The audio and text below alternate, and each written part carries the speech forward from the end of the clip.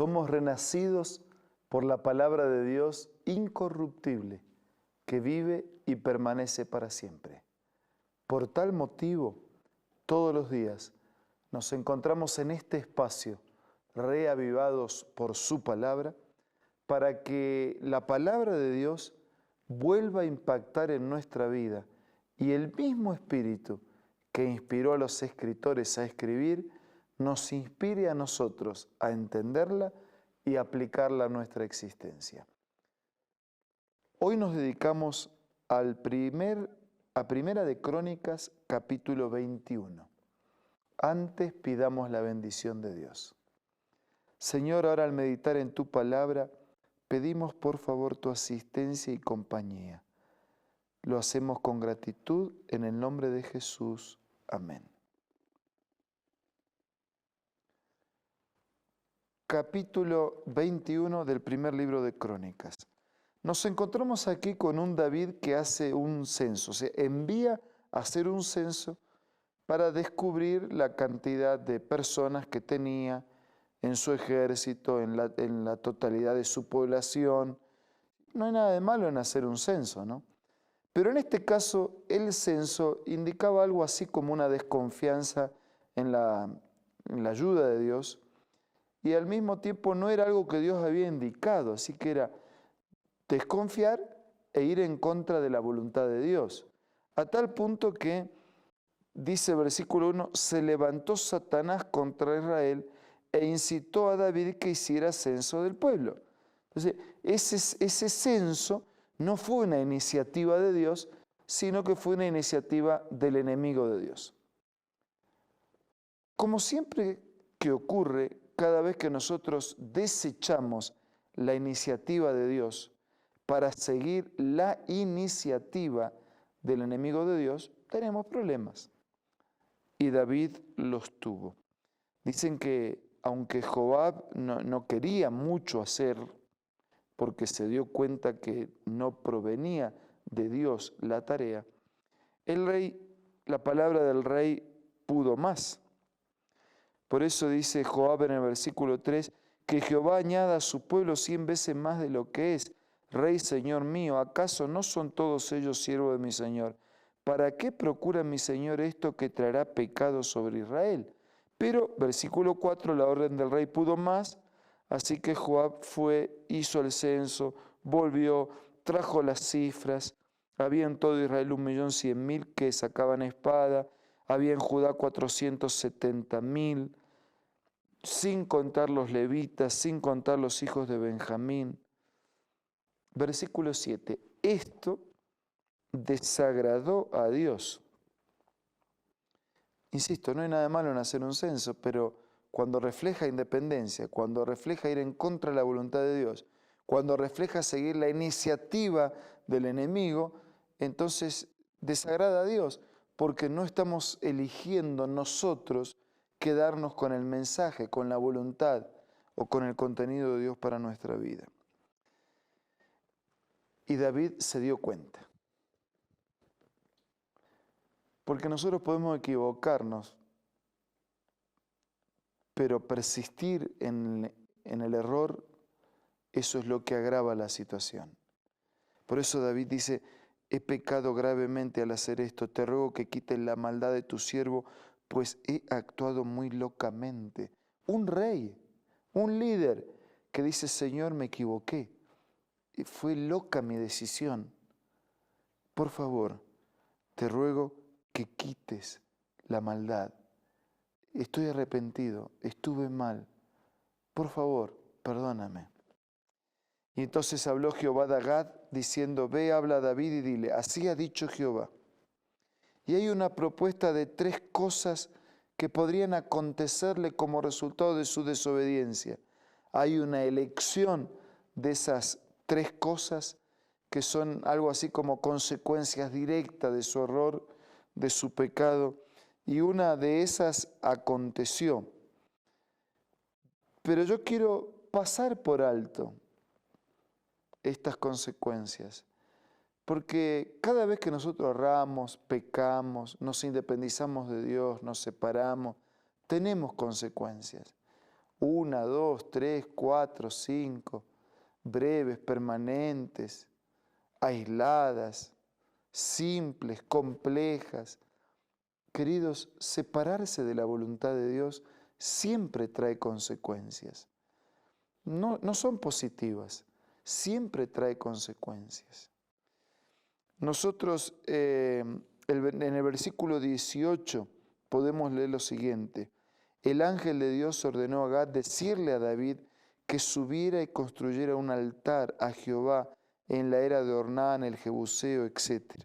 Y el versículo 26 dice que David fue, edificó un altar, ofreció holocaustos, ofrendas de paz e invocó a Dios, quien le respondió por fuego desde los cielos sobre el altar. O sea, había una respuesta visible para que David entendiera un par de detalles. Primero, que desconfiar y desobedecer a Dios siempre trae consecuencias.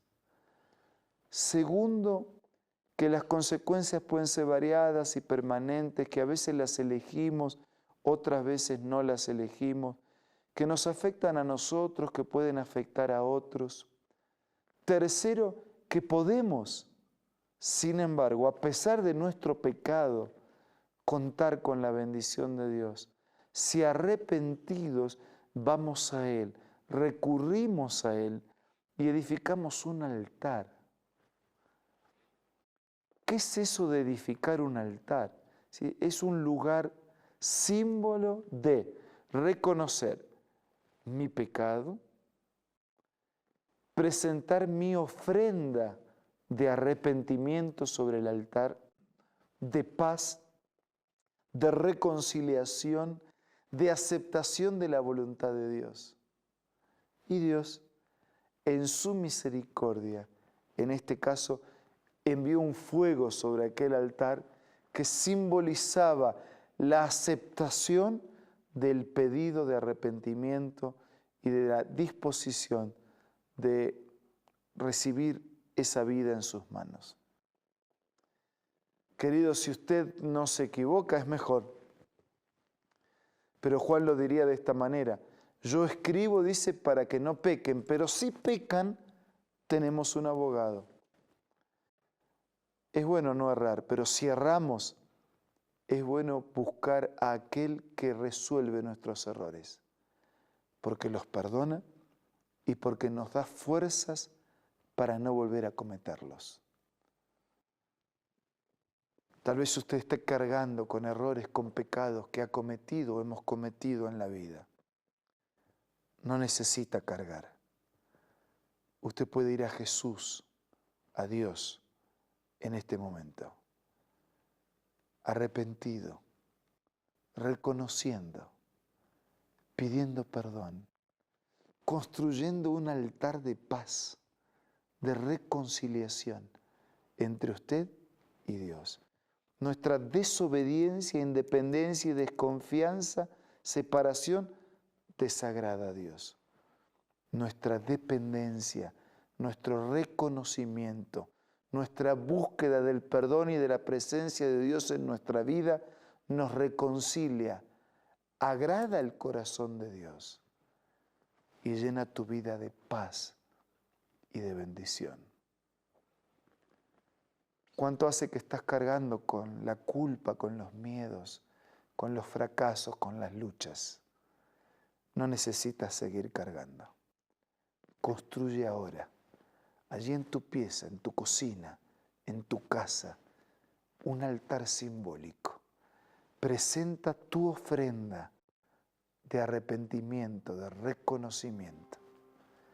Y deja que Dios te ofrezca perdón, paz, fuerzas para seguir luchando frente a la vida. En el silencio de nuestro programa, ofrécele a Dios tus pecados para que Él te ofrezca su paz y su vida.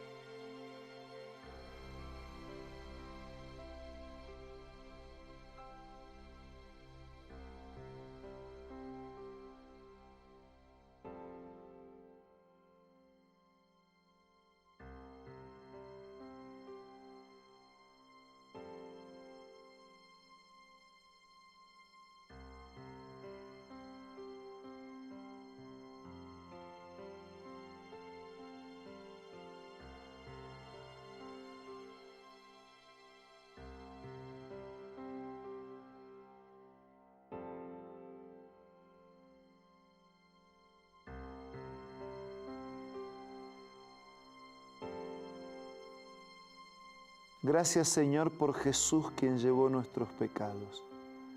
Gracias por recibirlos una vez más. Y gracias por darnos la paz del perdón.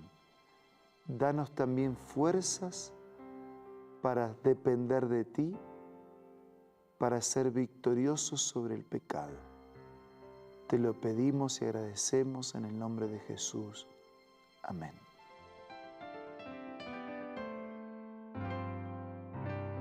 La Biblia, la palabra de Dios, es una carta donde nuestro Creador expresa su amor hacia la humanidad. Es una recopilación de textos que en un principio eran documentos separados, escritos por varias personas, todas ellas inspiradas por Dios. Primero en hebreo, arameo y griego durante un periodo muy dilatado y después reunidos para formar la Biblia cristiana. Está dividida en dos grandes secciones, el Antiguo Testamento con 39 libros y el Nuevo Testamento con 27. En la Biblia se desarrolla la historia de la salvación de Dios al hombre. En toda ella hay una línea conectora que une todo, Jesucristo. Es el personaje principal de la Biblia y el cual trae la revelación definitiva de Dios. Es considerada también el manual de nuestro fabricante. Es vital tener este ejemplar en casa y descubrir su valioso mensaje. Busca también en tu App Store o Play Store y encontrarás varias opciones. No olvides descargar también el aplicativo Reavivados por su palabra y sigue la secuencia de su lectura. La Biblia es la palabra de Dios. Queridos amigos, muchas gracias por acompañarnos. Que usted tenga un muy buen día, que sienta nuestro abrazo, pero sobre todo el abrazo de Jesús.